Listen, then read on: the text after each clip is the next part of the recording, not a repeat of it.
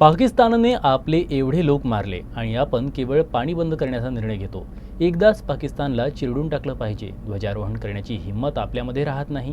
एवढं भीतीचं वातावरण आहे। देशातील मंदिर सुरक्षित नाहीत। एकदाच पीओके ताब्यात घेऊन बॉर्डर करा। मागच्या वेळेस 8 महिने सीमेवर फौजा उभ्या होत्या, मात्र काहीच झालं नसल्याचं वक्तव्य शिवसेना आमदार संजय गायकवाड यांनी केलं।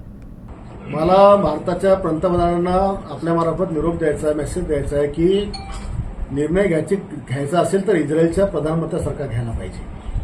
त्यांच्या घरात घुसून मारलं तर दुसऱ्या दिवशी यांनी आजपर्यंत त्याचा बदलाच कार्यक्रम चालू आहे आणि पाकिस्तानने आपले एवढे लोक मारले आणि आपण केवळ पाणी बंद करायचा निर्णय घेतो।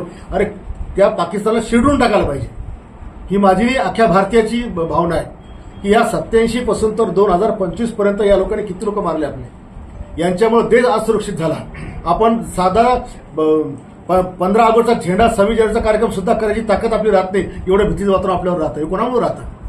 कोणतं मंदिर आपलं सुरक्षित नाही। या आतंकवादामुळे देशाच्या कानाकोपऱ्यात आतंकवादी पोचल्यामुळे भारताची अर्ध्याच्या वर सुरक्षा व्यवस्था त्याच्यात खर्च आपला सगळा त्या ठिकाणी जातो। त्या पीओकेमध्ये बाउंड्री लाईन नसल्यामुळे बिंदास आतंकवादी घुसतात। एकदाचा पीओके खतम करून टाका ना आणि पाकिस्तान पीओकेला ताब्यात घ्या, मग बाउंड्री करा। देशामुळे पुन्हा आपल्या देशात कोणी घुसणार नाही।